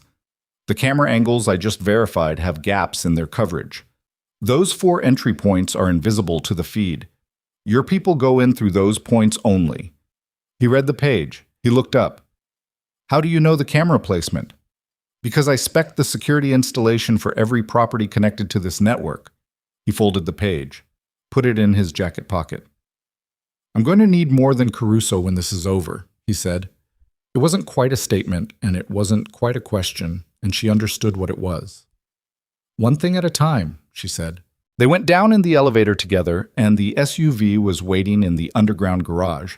The driver, a man she recognized from the building's security detail, big and quiet in the way that was starting to feel like a uniform tonight. Dante gave him the address without explanation, and they moved. Chicago at 6 in the morning was the city at its most honest. The nighttime crowd gone, the daytime crowd not yet arrived. Just the early workers and the delivery trucks, and the cold gray light coming off the lake like the city exhaling. She watched it through the window, and she thought about the photograph buried in her own system, and she thought about 4 years, and she thought about a job posting that had been placed specifically for her, and she turned it over and over looking for the angle she was missing. Victor Crane, she said. Dante looked at her. Tell me about him. Not the basics. The specific. What does he want that he doesn't have? Chicago's port access, Dante said. He's been in Detroit for 20 years, strong operation, mid-tier distribution network. The thing he's missing is a coastal terminal. The Great Lakes route into the St. Lawrence. If he controls a Chicago port slot, he controls a direct line into the Atlantic market, which is what Kellerman provides. Kellerman provides the scheduling access for exactly that. So the end goal was never information, she said. The end goal was ownership. He doesn't want to buy your operation. He wants to become it, hollow it out from the inside, replace the infrastructure with his own people while the shell of Viscari Holdings stays standing. A takeover dressed as a data theft. A takeover dressed as nothing, she said, because if it worked, there would never be a visible moment of transfer. Just a slow substitution. Your name on the building, his people running it, and nobody on the outside ever sees a seam. The SUV stopped at a light. Outside, a woman walked a dog. The dog stopped to smell something at the base of a signpost with the intense focus of an animal that has no concept of the crisis occurring 3 feet above its head. And Raymond Holt was the inside man, Dante said. Raymond Holt was an inside man, she said. The photograph was left for me to find, which means someone wanted Raymond exposed. Someone inside this operation is playing both sides, and they're done with Raymond, and they've decided to burn him. Who burns an inside man? Someone who's getting ready to move and doesn't want Raymond to be in a position to flip and negotiate. He was quiet for a moment. Or someone who's been running Raymond and wants to cut that connection before it leads back to them. Yes, she said. Marco, he said, very quietly, like a man pressing on a bruise to find out how bad it is. She didn't answer. She didn't have to. The safe house was a 4-story walk-up in Lakeview, the kind of building that looked like every other building on the block, which was the point. No signage, no distinctive features, nothing that would make a surveillance photograph useful. Dante's driver parked 2 blocks away without being asked. They walked. She was still in the burgundy dress and heeled boots from the night before, which was something she became sharply aware of when the November morning air hit her legs, and she had absolutely zero time to care about it. She walked fast, and she breathed through her mouth, and she kept her eyes moving the way she had been doing since the alley, cataloging, assessing, marking the things that mattered and the things that didn't. Dante stopped half a block from the building. He held out a hand, and she stopped beside him. Camera blind spot is the northeast service entrance, he said, low. We go in there. The second blind spot is a ground floor window on the east side, she said. If they've been watching the cameras and they know the safe house schedule, they'll expect you to come through the front. He looked at her. You're saying split approach. I'm saying if someone is already inside that building, you walking through the front is exactly what they want. And if I send you through a ground floor window alone, I'm the person who can actually tell you what's been compromised and what hasn't if we find a device inside, she said. I'm more useful inside than standing on the street. His jaw moved. You've never been in a situation like this. I was in an alley 3 hours ago. That's not the same. Dante. She put her hand on his arm, same as she had in the office earlier, and he went still the same way. I am not standing on the street. We don't have time to argue about it, and you know I'm right. He looked at her for a moment that was too long for the situation and exactly right for something else. East window, he said. You wait until I'm inside before you move. You hear anything before you're in, you go back to the car. Are we clear? We're clear. I mean it, Penny. I know you mean it. He moved. She counted 30 seconds and then she moved. The east window was half a level below grade. A basement window with a simple latch that she convinced open with a credit card in under a minute. Because the people who spec'd this safe house's physical security had been less thorough than the people who built its digital security. And she made a mental note about that for later and dropped down into the basement. Dark. Smelled like old concrete and heating equipment. She stayed still for 10 seconds and listened. Upstairs, something moved. Not the random movement of a building settling, something deliberate. Footsteps, more than one set. She found the basement stairs. She went up them one at a time, placing her weight carefully, testing each step before she committed to it. The door at the top had a half-inch gap, and she put her eye to it and looked through. A hallway. Empty. The lighting was wrong, too bright. The overhead lights fully on at 6 in the morning in a safe house that was supposed to be operating in low-profile conditions. She pushed the door open and stepped into the hallway. The sound came from her left. A voice, male, not anyone she recognized, talking at a volume that suggested he thought he was alone or didn't care if he wasn't. She moved toward it and stopped at the doorframe of what she could now see was a main room, and through the doorframe she got a view of a chair, a man zip-tied to the chair, and a second man standing over him with a phone to his ear. Caruso in the chair. Caruso, who was large and solid and looked like something that should not be containable by zip ties, but he was, his wrist behind the chair back, a cut above his left eye that had bled down his face and dried brown, his head up, his expression the expression of a man who is in pain and is not going to show it. The man standing over him had his back to the door. On the phone, he was saying, already in position, she won't be able to, and then he stopped talking. He stopped talking because he heard her. She didn't run. She didn't have anywhere to run to, and running would tell him something she didn't want him to know yet, which was that she was alone, and the only thing she had was the half-second before he fully turned around. She used it. She grabbed the standing lamp from just inside the doorframe, there because she almost tripped on it in the dark. There because whoever had chosen this safe house's furniture had placed it with no thought for foot traffic. And she swung it as he turned, and the base caught him on the shoulder and not the head, which was not ideal, but it was enough to make him step back and lose the phone, and she was already moving past him to Caruso, because Caruso was the priority. Caruso was conscious, and she needed him conscious and mobile. "Cut it," Caruso said through his teeth. Not a request, a coordinate. "I don't have—" He moved his hands, and she saw the letter opener tucked in his palm. He'd had it, had been holding it against his wrist, and she grabbed it and sliced through the zip tie on his right wrist, and he did the left himself in one motion that confirmed the pain he was not showing was real. The man she'd hit with the lamp was getting back up. Caruso stood. The act of standing told her immediately that he was hurt below the shoulder. His right side, he guarded it involuntarily. But he was up, and he was between her and the man getting up from the floor. And she heard from the front of the building the sound of a door coming open, and then Dante's voice. "Caruso." "In here," Caruso said. Dante came through the hallway door and took in the room in the way he had taken in the alley. Fast, complete, already processing. The man from the floor was now fully up and making a calculation about 4 people in a small room, and whatever math he did, the answer he got back was not favorable. And he made the decision that Marcus had not made and ran for the window at the back of the room. Dante let him go. She was going to ask about that and didn't, because Dante was already looking at Caruso, and Caruso was looking at her with an expression she couldn't parse. And then she looked at the phone on the floor, the man's phone, dropped when she hit him, and she picked it up. The call was still connected. Live call, 60 seconds elapsed. Whoever was on the other end had heard all of it. She looked at the screen. No name on the contact, just a number. She almost ended the call. She almost set the phone down.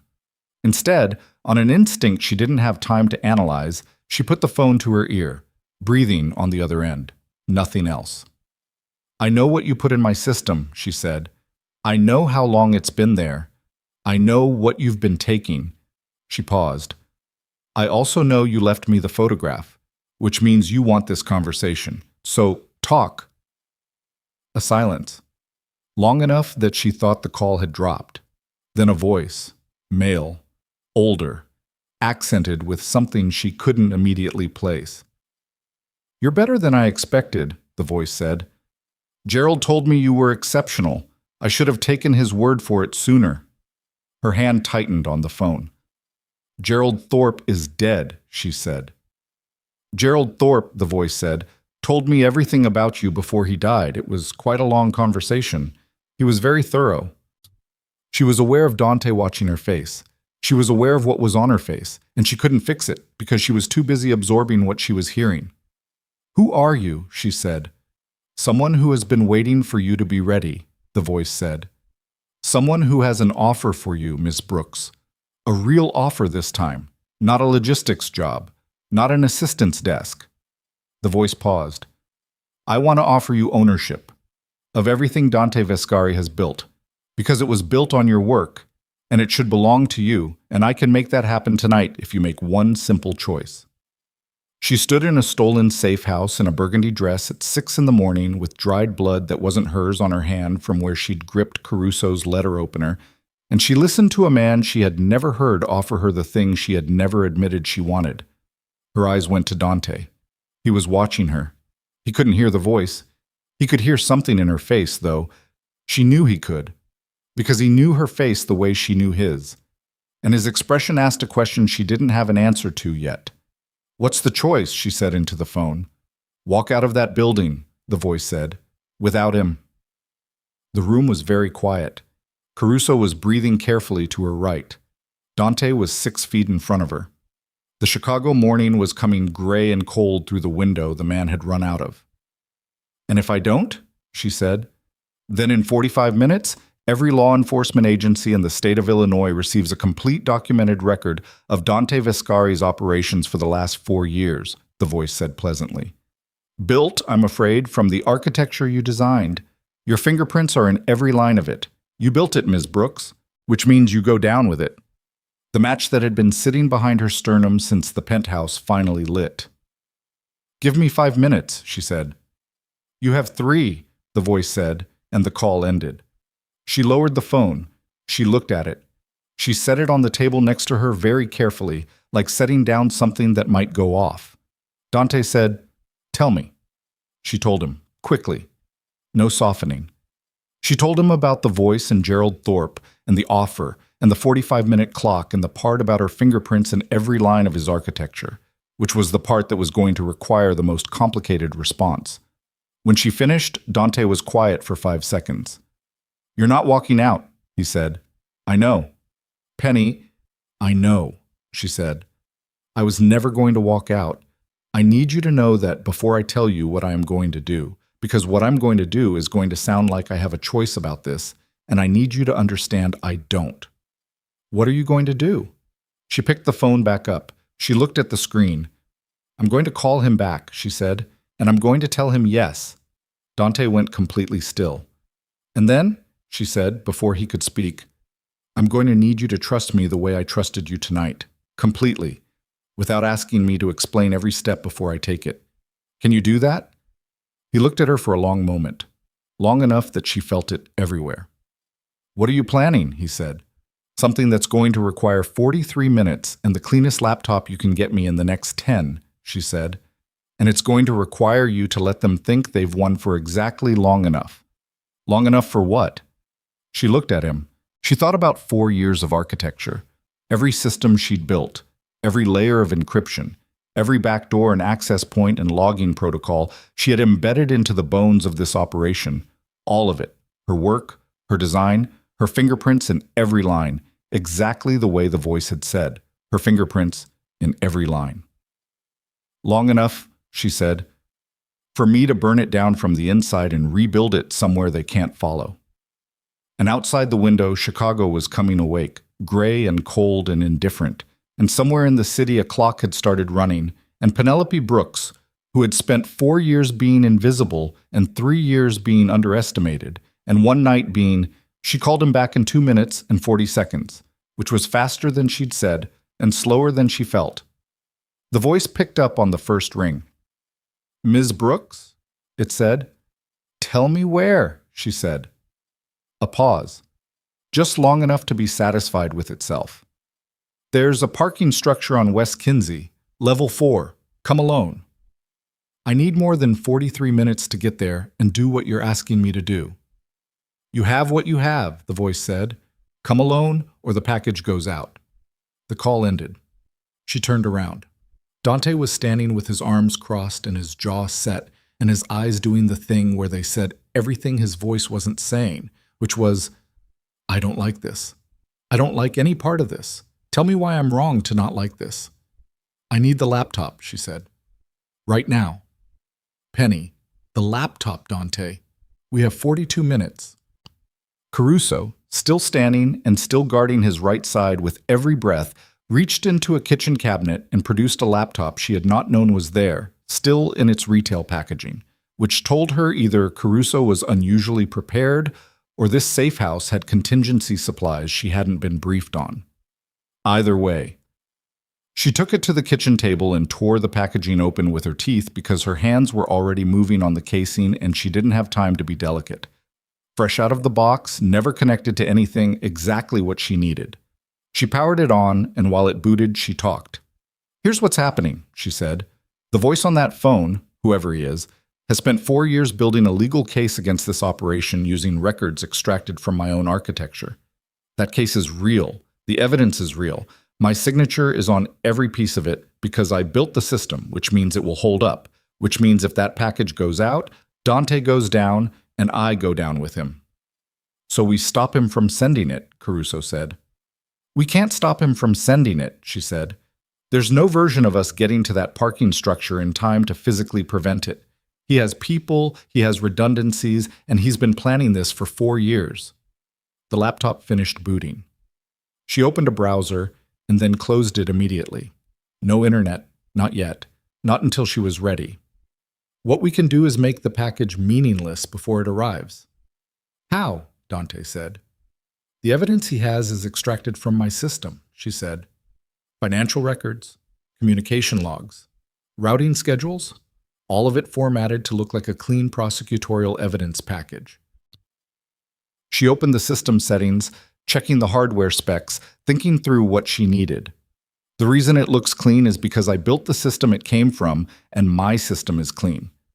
Every record is accurate. Every log is intact. There's no visible tampering because there was no tampering. He just accessed real records through a back door and copied them." "Then how do you make it meaningless?" She looked up at him. "I don't touch the records he has," she said. "I touch the records he doesn't have. The layer underneath, the logging layer I built as a safeguard. The layer that records every access, every query, every extraction." She paused to let him follow it. "When that evidence package arrives, the first thing any competent defense attorney does is challenge the chain of custody. Where did these records come from? How were they obtained? Were they obtained legally?" She looked back at the screen. "When they pull the underlying access logs, which exist because I built them, and they're intact and nobody touched them because nobody knew they were there, they will see exactly how those records were obtained, through a back door, through a credential that was forged using a stolen digital signature, through unauthorized access to a private system. Fruit of the poisonous tree," Dante said. She looked at him. "You know your case law. I employ lawyers." "Illegally obtained evidence," she said. "The entire package becomes inadmissible the moment I can prove the access that created it was unauthorized. And I can prove it. The logs are there. The forged credential is there. The trail of every query he ran for 4 years is there." She put her hands on the keyboard.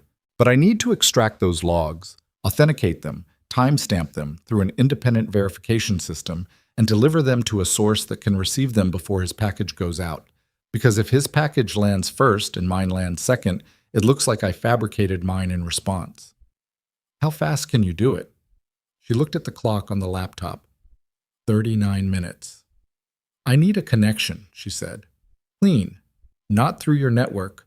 A hotspot from a phone that's never touched your infrastructure. Caruso reached into his pocket and put a phone on the table. She looked at it. It was the twin of Dante's burner, a basic flip phone, pre-internet, and she almost laughed except there wasn't room for it. Caruso, she said, that's not a hotspot. Back pocket, he said. She looked and found a second phone, so a prepaid smartphone, still in the plastic wrap from whatever gas station or drugstore he'd bought it from. She unwrapped it, turned it on, set up a hotspot in 45 seconds, connected the laptop. Where are you sending it? Dante asked. A federal evidence repository, she said. Specifically, the Digital Evidence Intake System for the Northern District of Illinois U.S. Attorney's Office. She didn't look up. Before you say anything, the moment I upload this, it creates a time-stamped official record. It's public record. Can't be altered or disappeared. And it proves that the underlying logs existed and were documented before any evidence package arrived. Dante was quiet. You're sending evidence to federal prosecutors, he said. I'm sending evidence about how evidence was illegally obtained, she said. I'm not sending them anything about your operation. I'm sending them proof that someone broke into a private financial system and stole data using a forged credential, and that any record extracted through that access is tainted. She paused. It protects you. It exposes how the package was built. It does not tell them what's in the package. You've thought about this before tonight, he said. I've thought about a version of this, she said. Not this specific version, but I built the safeguard into the system because I knew the day might come when I'd need to prove something was mine. Her voice dropped slightly. I just didn't know what I'd be proving it about. She worked. The room around her went quiet in the specific way rooms go quiet, when everyone present understands that the person working is doing the only thing that matters and all other sound is waste. Caruso moved to the window and watched the street. Dante stood to her left, far enough back that she had space, close enough that she could feel him there, which was steadier than it should have been, and she didn't examine that while she was working because she couldn't afford to. The access logs were where she'd left them, intact, untouched. She extracted them into a sealed file, ran the authentication protocol she had built into the base layer of the system, a process that generated a cryptographic hash, a unique fingerprint for the data that could not be replicated or backdated, and packaged everything into a submission format she had looked up during the 3 minutes she'd spent on the burner hotspot before she'd started extracting. 22 minutes left. She wrote a cover document. Brief, clinical. She identified herself by name. She identified the system, its construction, her role as architect. She identified the backdoor access credential, the dates, the volumes extracted, the forged signature. She attached the access logs. She attached the authentication hash. She attached the credential record showing when it was created and what it was built to look like. She did not mention Dante's name. She did not mention Viscari Holdings by name.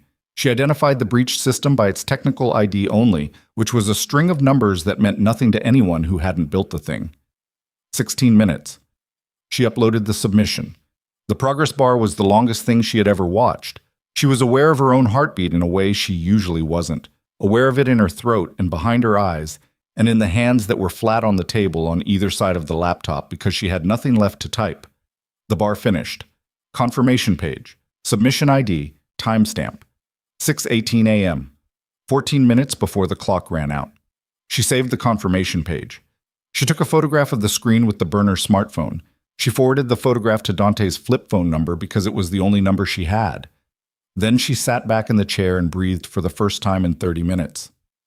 Done, she said. Dante's hand came down on her shoulder. Not a grip, just weight, just presence. She put her hand over his without thinking about it and felt him go still the way he always went still when she did something unexpected, and neither of them moved for a moment. What happens now? Caruso said from the window. Not impatiently, practically.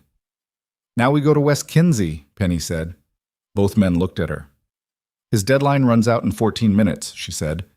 He sends the package. The package arrives. He sends the... Within a few hours, someone pulls the underlying logs to verify chain of custody and finds my submission already in the federal system. She stood up. Her legs were tired in a way that went deeper than muscle. But he doesn't know that yet, which means right now he thinks he's won. And I want to see the face of a man who thinks he's won when he finds out he hasn't. That's not strategy, Dante said. No, she agreed. It's not. He looked at her for a moment. Then he moved toward the door. The parking structure on West Kinsey was 6 minutes away. They parked on the street below and went up on foot, Caruso ahead, and Dante beside her and Penny still in the burgundy dress and the heeled boots that had now been on her feet for 14 hours.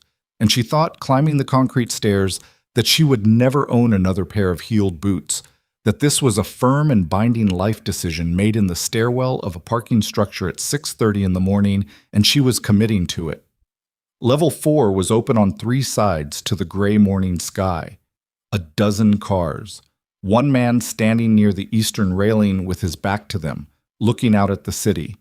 She recognized the build before she saw the face.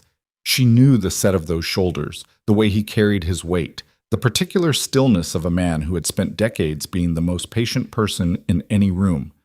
She stopped walking. Caruso and Dante stopped behind her. The man at the railing turned around. He was 60-something, heavier than he'd been in the photograph she'd pulled from her own system, gray where he'd been dark. But the face was the same face, and she knew it the same way she knew her own architecture, from the inside. Vincent Greer, she said. Dante's attorney. The 7th name on the list of 7. Greer looked at her with the expression of a man who has been caught and is not surprised to have been caught and has made his peace with it to a degree that was almost offensive. He had a phone in his right hand, and even from 15 feet away she could see the email client open on the screen and the send button that had already been pressed because the timestamp on the clock on the wall behind him read 6:32 and he had sent it at 6:30, 2 minutes after her submission had already landed. It's done, he said. Not triumphantly, tiredly, the voice from the phone, older and more exhausted in person. It's already sent. I know, she said. He looked at her. I also sent something, she said. 14 minutes ago. Something moved behind his eyes. A recalculation. She watched him do it. The logs, he said. The logs, she confirmed. The full access record, authenticated and time-stamped in the federal intake system at 6:18 a.m., 12 minutes before your package arrived. He was quiet for a moment. Around them, the city moved at its early morning pace, indifferent, a bus somewhere below, the distant sound of a train. You built a dead man's switch, he said, into your own system. I built a safeguard, she said. You just gave me a reason to use it.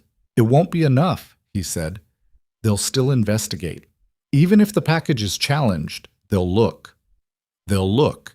And they'll find that someone broke into a private system using a forged credential, she said, and that the records extracted through that access are inadmissible, and they'll spend the next 18 months investigating the break-in instead of what the break-in tried to expose.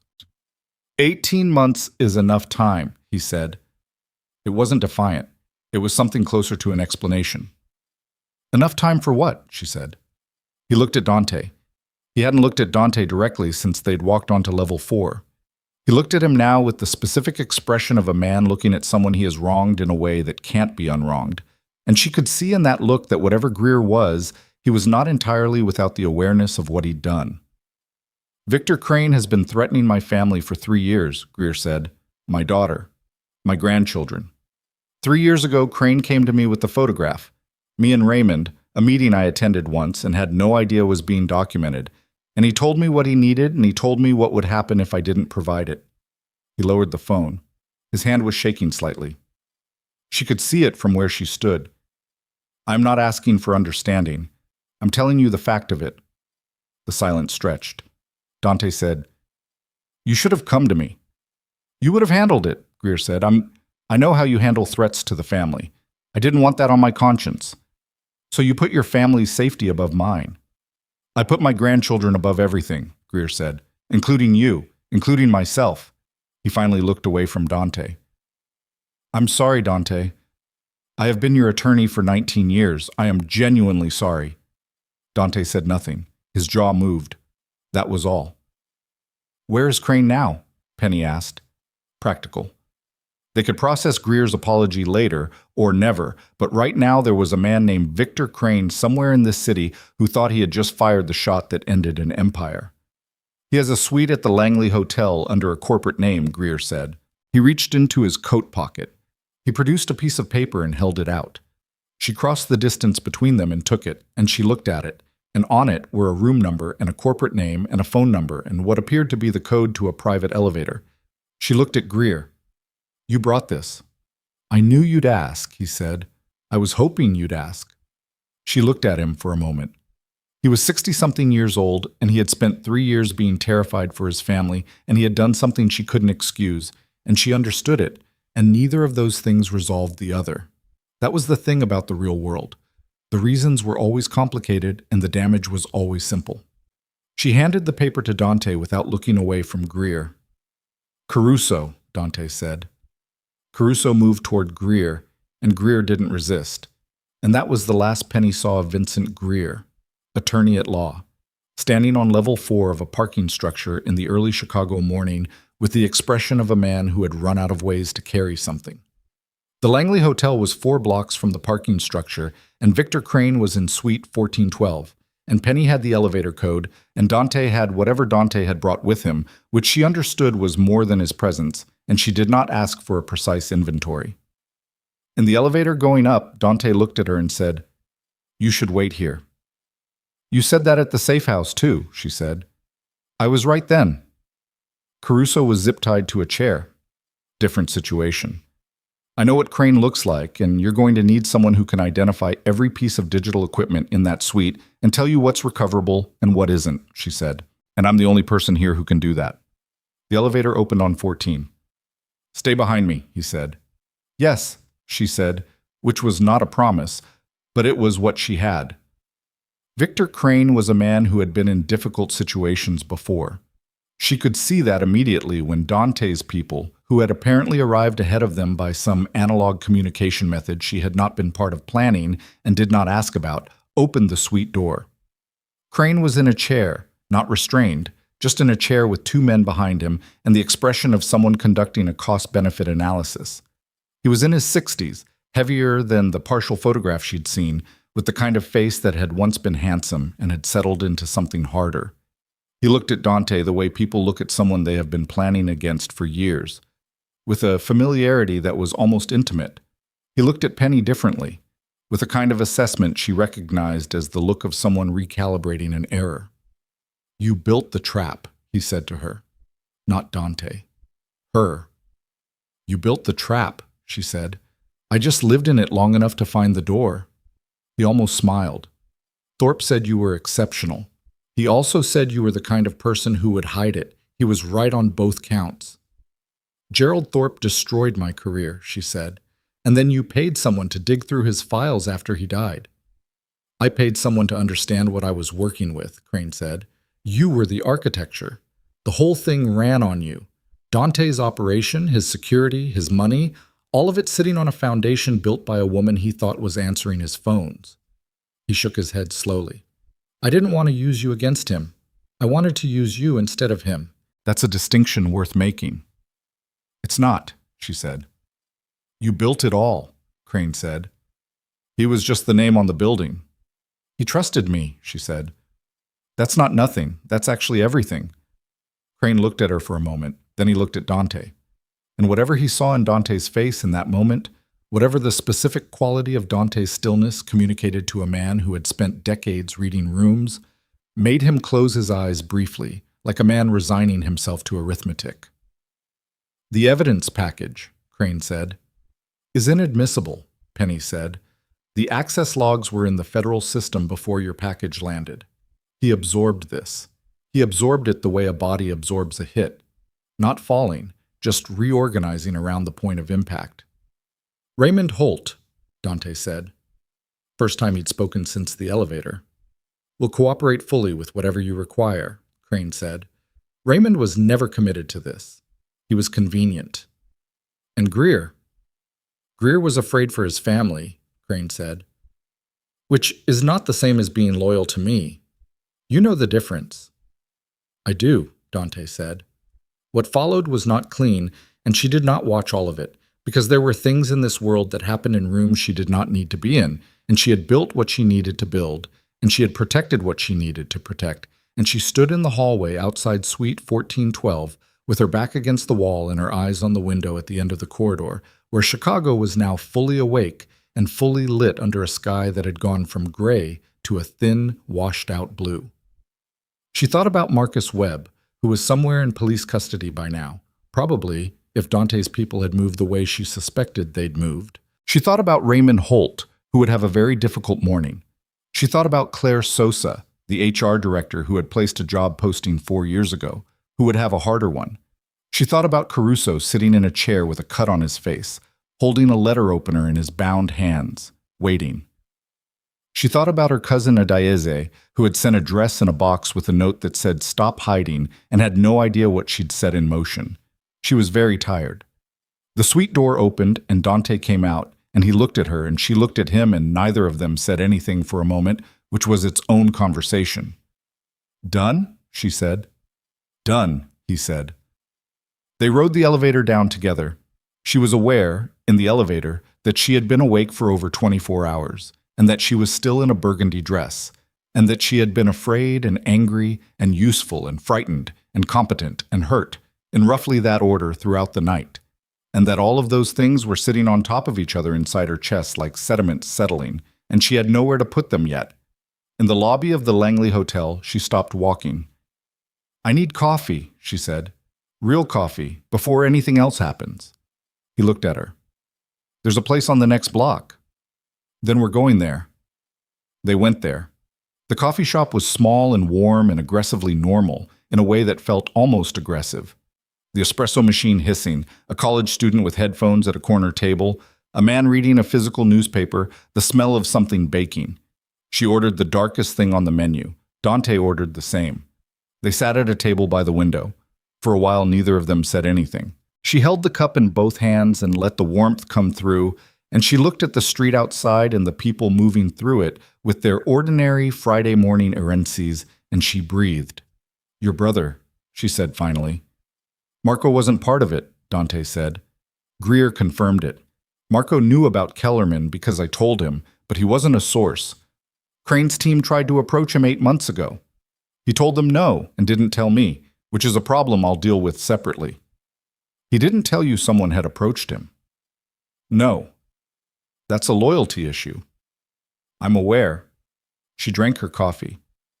"But he said no." "He said no." She nodded. She looked at the window. "Okay." Outside, a woman pushed a stroller. The stroller had a small flag on it for no apparent reason. The flag said nothing. It just waved. "The thing Crane said," Dante said. She knew what thing. She let him say it anyway. That the operation ran on you. That you were the architecture. "I was the architecture," she said, "while you were managing my calendar." "While I was managing your calendar." He turned his coffee cup in his hands. "Why?" he said. "After Nexogen, after what that cost you, why come into another organization and do it again, from the back room?" She was quiet for a moment. The coffee shop hummed around them. "Because I needed to know I could," she said, "without anyone looking at me, without any of the performance of it, the proving and justifying and convincing. I needed to build something real, without asking permission, without anyone deciding whether I was the kind of person who got to build things." She looked at her cup. "And I was good at it. I was good at it in a way that didn't require anyone to agree with me." "You were good at it in a way that kept you invisible," he said. "Yes." "Those aren't the same thing." "No," she said. "They're not." He looked at her directly. The morning light was doing something to his face that removed most of its professional architecture, and he looked older than he did in the office and more real, which she had not thought was possible, which was its own kind of information. "I need to rebuild the network," he said. "Clean, everything from scratch." "I know." I need the person who built it the first time. I know that too. I'm not asking you to sit outside my office, he said. I'm not asking you to manage a calendar, or be invisible, or stay in a lane I drew for you. He held her gaze. I'm asking if you want to build it again. With your name on it. With a chair in the room, not outside it. She looked at him for a long moment. In the 3 years she had spent decoding his language, she had never once heard him say anything that simple. No subtext, no controlled expression managing the distance between what he meant and what he was willing to let be seen. Just the question, direct, with whatever it cost him to ask it sitting visibly on the surface. There are federal logs with my name attached to a system connected to your operation, she said. We'll get ahead of it. That's not a small problem. I have lawyers, he said. Your primary lawyer is currently in Caruso's custody. I'll get new lawyers. She almost smiled. It surprised her. Dante? Yes. The answer is yes, she said. To building it, to the chair in the room. She set her cup down. But I'm not a partner in the parts of this I can't stand behind. I'll build your infrastructure and I'll protect it, and I'll run it, and I need you to know what that means for what you ask me to be part of, and what you don't. He was quiet. Some of what you run, she said, I will do. Some of it I won't. That's not negotiable. Which parts? The parts where people get hurt who aren't in the room, she said. I'm not naive about what this organization is, but I'm also not going to build systems that make it easier to do the parts of it I can't look at. That's a significant distinction, he said. Yes, she said. It is. He held her gaze for a long time. She didn't look away. She was done looking away from things in this room, in this city, in this life. Agreed, he said. She breathed out slowly. One more thing, she said. Say it. Last night, in your penthouse, what you said to me in the elevator. She kept her voice level. About there never being a version where you didn't come. He held her gaze. Yes. Was that a professional response to an operational risk, she said, or was it something else? The coffee shop hummed. The espresso machine hissed. The college student typed something on his laptop. The man with the newspaper turned a page. Dante said, You know what it was? I need you to say it. He looked at her, directly, without the managed distance, without the professional architecture, with the version of his face she had only started seeing in the last 12 hours, the one she suspected very few people had ever seen. It was something else, he said. It's always been something else. She picked up her coffee. She drank it. She looked out the window at Chicago doing its morning thing in the thin blue light, entirely unaware of what had been disassembled and reassembled during the hours while it slept. Okay, she said. Okay, he said. She was aware of how it must have looked, to anyone watching, two people at a coffee shop table, tired, overdressed for the hour, not touching, saying almost nothing. Not the picture most people drew when they thought about the kind of love that cost something. Not the picture most stories bothered to paint. She had spent 3 years being invisible and one night being impossible to ignore, and what she had come out the other side with was not what she would have predicted, and was not clean and was not simple, and had several significant legal complications still attached to it. But she was 34 years old, and she was the architect of something real, and the man across from her was looking at her like she was the only fixed point in his view. And the coffee was exactly right, and for the first time in a very long time, she did not feel like a woman who had made herself small enough to survive. She felt like a woman who had built the room she was sitting in. She finished her coffee. She set down the cup. She said, We have work to do. We do, Dante said. She stood. She picked up her coat. She was still in a burgundy dress and boots she was never wearing again, and she had approximately 19 problems that needed to be addressed in a specific order, and somewhere beneath all of that, quiet and settled and not going anywhere, was the knowledge of what it had taken to get here. Not the alley, not the parking structure, not the hotels and safe houses and access logs and 4 years of patient architecture. The moment she had walked into a man's office in a dress that knew what it was doing and let herself be seen. She had made herself invisible for so long that she had forgotten the original reason.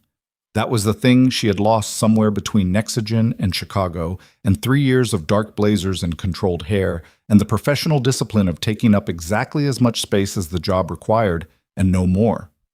She remembered it now. She walked out of the coffee shop and into the Chicago morning, and Dante came through the door behind her, and he fell into step beside her on the sidewalk without a word.